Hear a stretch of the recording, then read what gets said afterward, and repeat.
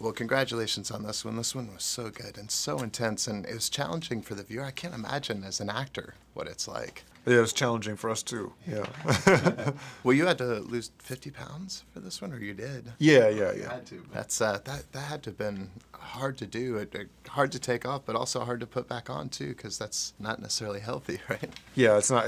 Yeah, we tried to do it as healthy as possible. Also, I had to start girls like a couple weeks later, so it was just a lot of going to the diner and eating triple breakfasts and a lot of carbs and things like It's that. not so bad, right? Yeah, kind of. Yeah, it's good for like 2 days, and then your stomach starts to Revolt. Yeah. Well, this one, obviously Martin Scorsese's, one of the top directors you could possibly want to work with as an actor. I know people have asked you before, but what is it like working with the master himself? It's surreal just because I've been a fan of his movies and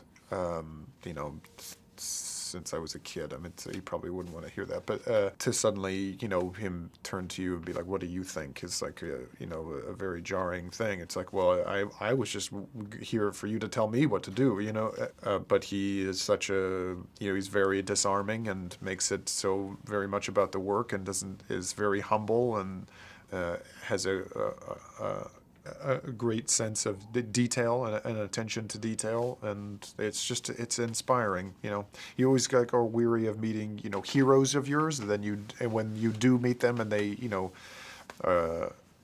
as people are kind of above and beyond what you expected, it's always that's always a good thing. Well, and it's been such a great year for you too, not only in film and TV, but you got your own action figure too. That's cool. Right? Yeah. So, how are you feeling about everything right now? Because there's been a lot bigger of a spotlight on you lately. I'm very lucky. It's a director's medium, so the only plan I have is hopefully to get to continue to work with really great directors. But I could always want that as much as I want. But I've been lucky enough to get a chance to work with people that I've grew up watching their movies, and Scorsese and Jim Jarmusch. They're two people that I